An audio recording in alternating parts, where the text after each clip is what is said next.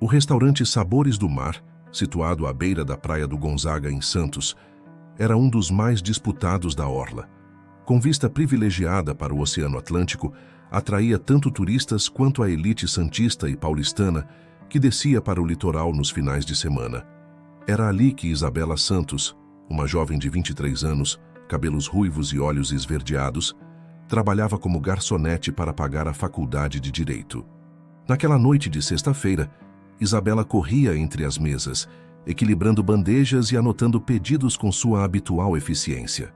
Sua pele clara contrastava com o uniforme preto do restaurante, e a determinação em seu olhar revelava o caráter forjado na simplicidade do bairro do Macuco, onde crescera com os pais, trabalhadores do porto. "Bela mesa 12, cliente especial", sussurrou Márcia, a gerente, com um olhar sugestivo. Isabela ajeitou o avental e dirigiu-se à mesa indicada.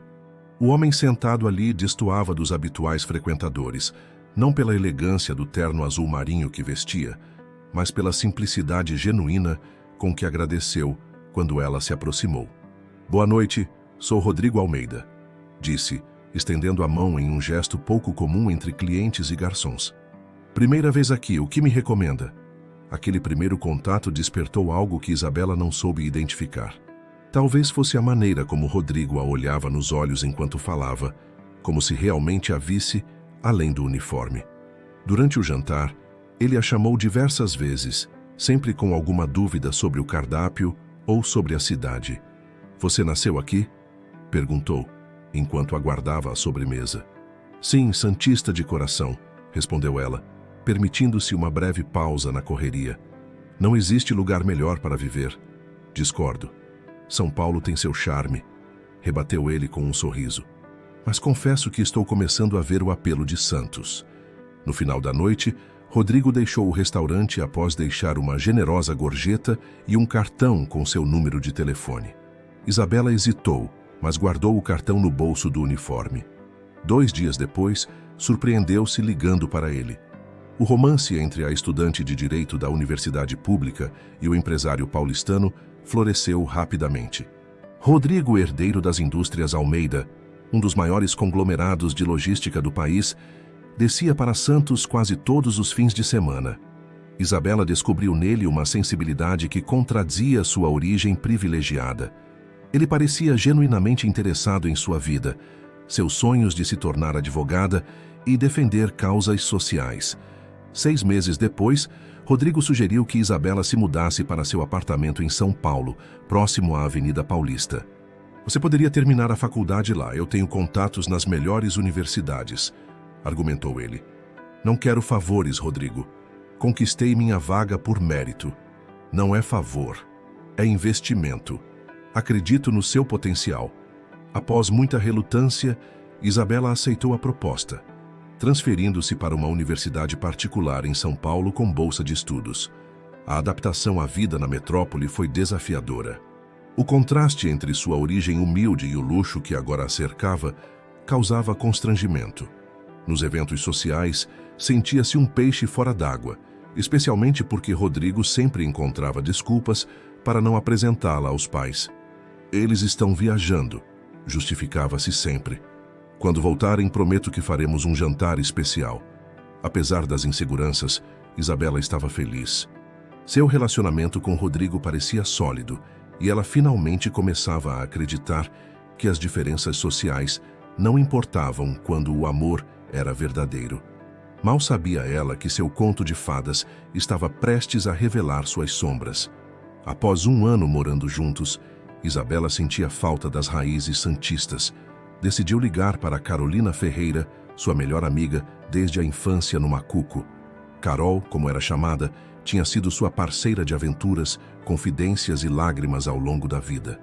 Diferentemente de Isabela, Carol nunca demonstrou interesse pelos estudos, preferindo apostar na beleza e no carisma para abrir portas. "Carol, preciso que você venha me visitar em São Paulo.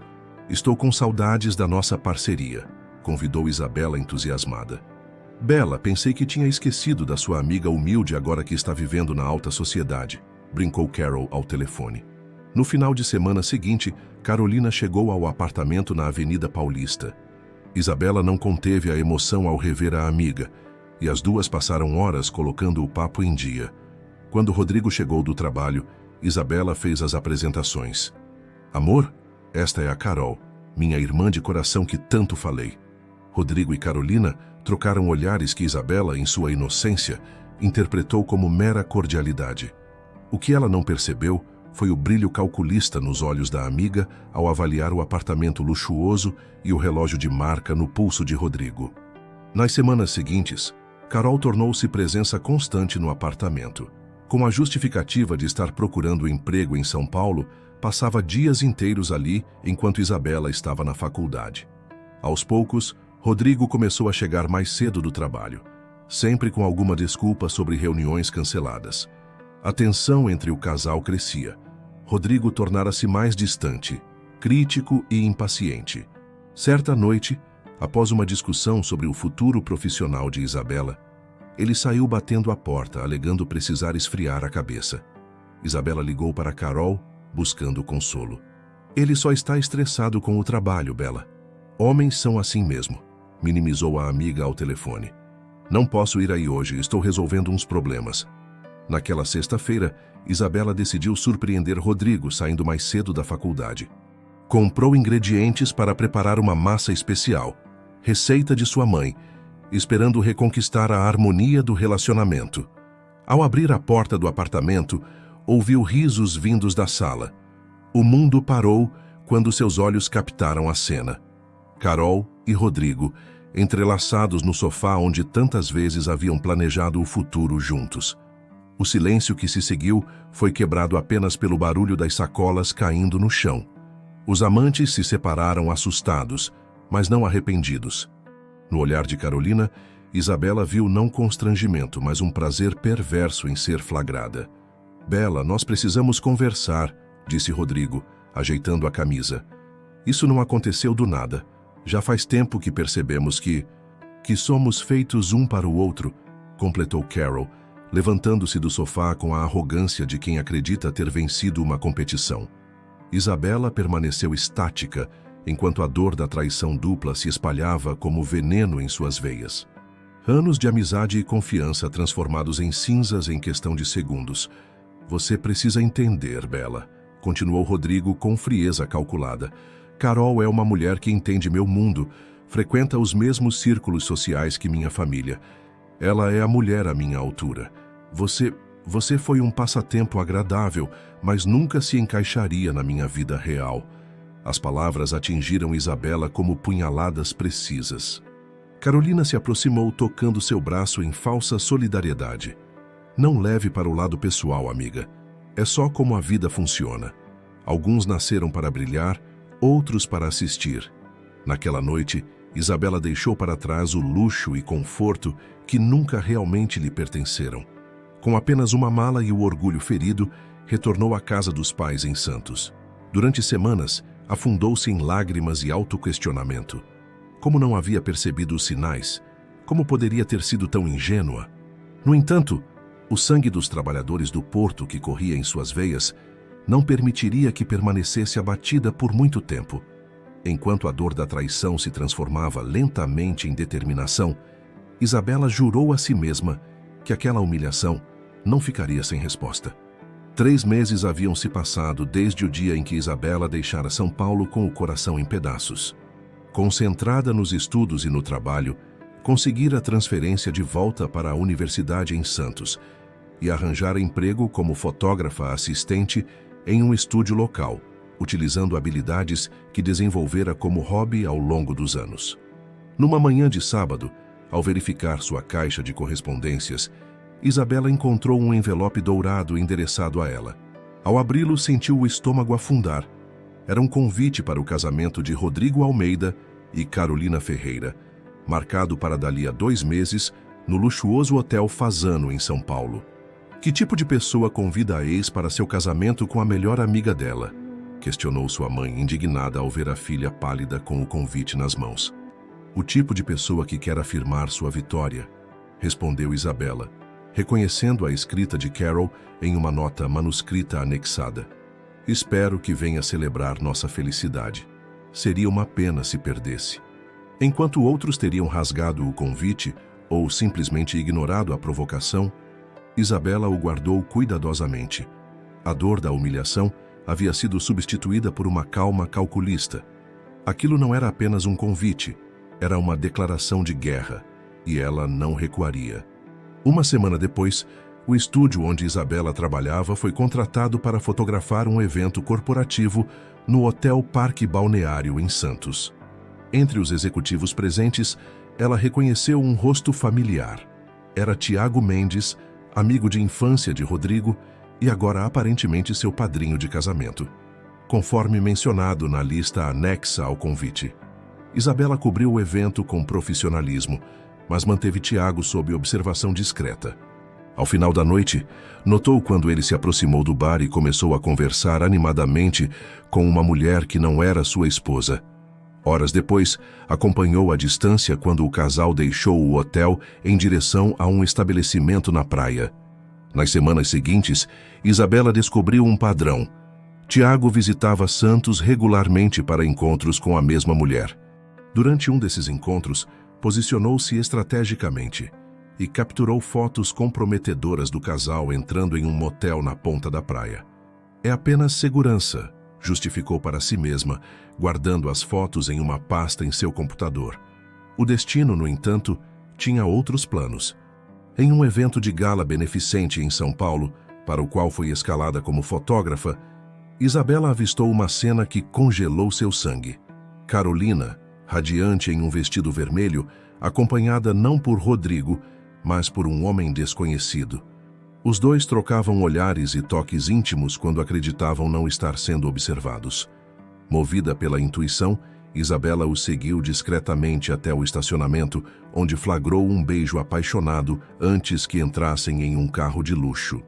Com o coração acelerado, registrou a placa e depois descobriu que o veículo pertencia a Marcos Guerra, um investidor conhecido por esquemas financeiros questionáveis. Nas 2 semanas seguintes, Isabela dedicou cada momento livre a investigar. Disfarçada com perucas e óculos diferentes, seguiu Carolina em seus encontros secretos com Marcos. Em um café nos Jardins, conseguiu posicionar-se próxima o suficiente para gravar uma conversa reveladora. Depois que casarmos, espere uns 6 meses e então começamos a transferir os fundos, dizia Carolina. Rodrigo não desconfia de nada, está completamente apaixonado. E quando tivermos acesso à fortuna dos Almeida, sumimos, respondeu Marcos com um sorriso malicioso.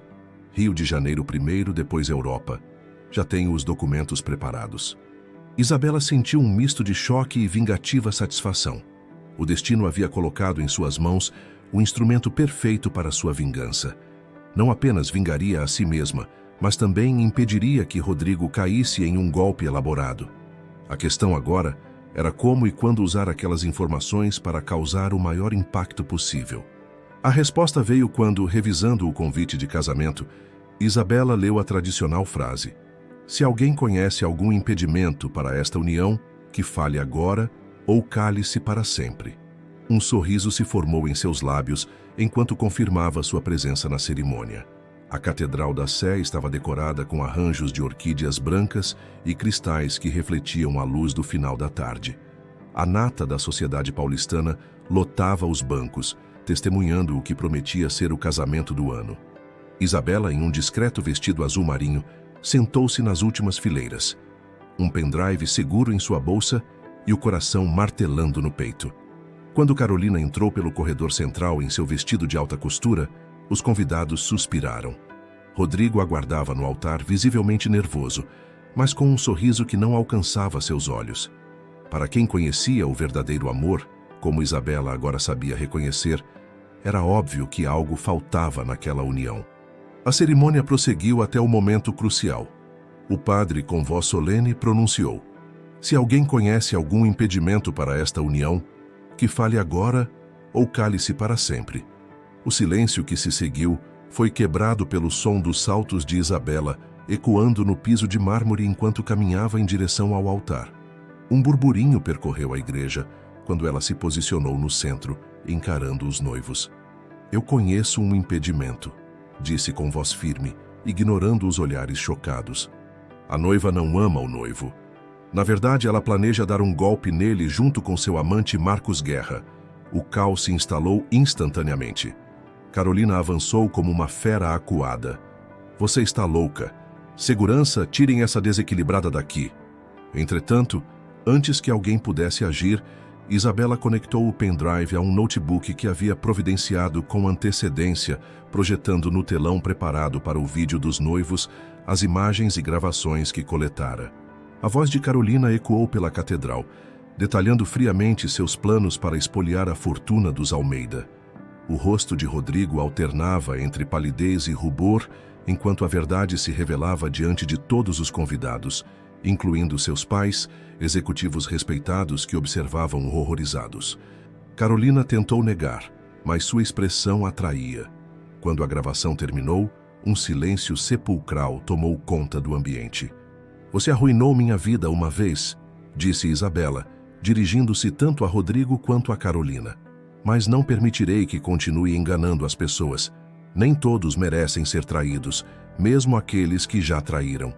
Com isso, Isabela caminhou dignamente para fora da igreja, deixando para trás o caos que ajudara a instaurar. O casamento, obviamente, não aconteceu. Nos dias seguintes, os jornais e sites de fofocas não falavam de outra coisa senão do escândalo na catedral, como foi batizado. 2 semanas após o incidente, Isabela recebeu uma visita inesperada em seu pequeno apartamento em Santos. Rodrigo estava à sua porta, com olheiras profundas e sem o ar de superioridade que costumava carregar. "Por que você fez aquilo?" perguntou ele confuso. "Poderia simplesmente ter me mostrado as provas em particular, me poupado da humilhação pública. Da mesma forma que você me poupou da humilhação ao me trair com minha melhor amiga", rebateu ela, sem convidá-lo a entrar. "Você colhe o que planta, Rodrigo." Nos meses seguintes, Rodrigo se tornou presença constante em Santos. Alugou um apartamento na orla e começou a frequentar os mesmos lugares que Isabela, sempre mantendo distância respeitosa, mas deixando clara sua intenção de reconquistá-la. "Não quero suas flores nem seus presentes", dizia ela, devolvendo os buquês que ele enviava. "Se quer meu perdão, precisa mais do que isso." Rodrigo compreendeu que precisaria provar seu arrependimento com ações, não palavras. Vendeu sua cobertura em São Paulo e investiu em projetos sociais na periferia de Santos. Matriculou-se num curso de Direito, inspirado pelos ideais que antes admirara em Isabela. Aos poucos, tornava-se um homem diferente, mais consciente e humilde. Um ano depois, quando Isabela se formou em Direito, encontrou Rodrigo na plateia, aplaudindo discretamente. Naquela noite, pela primeira vez, ela aceitou jantar com ele. "Não estou prometendo nada", advertiu. "Apenas uma conversa." Essa conversa se estendeu por muitas outras.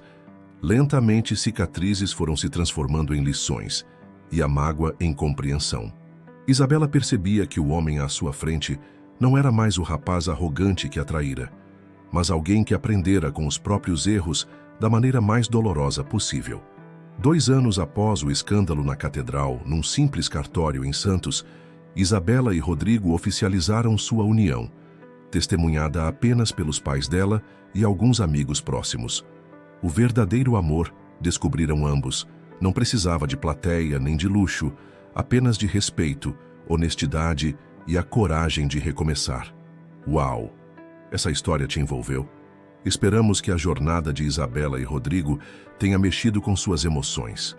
Se você se identificou com essa narrativa de traição, vingança e redenção, não deixe de se inscrever no canal para receber diariamente histórias emocionantes como essa. Deixe seu like para nos mostrar que estamos no caminho certo e, principalmente, conte nos comentários. Você perdoaria uma traição como Isabela fez? O que você teria feito no lugar dela? Estamos ansiosos para ler suas opiniões. Até amanhã com mais uma história que vai tocar seu coração.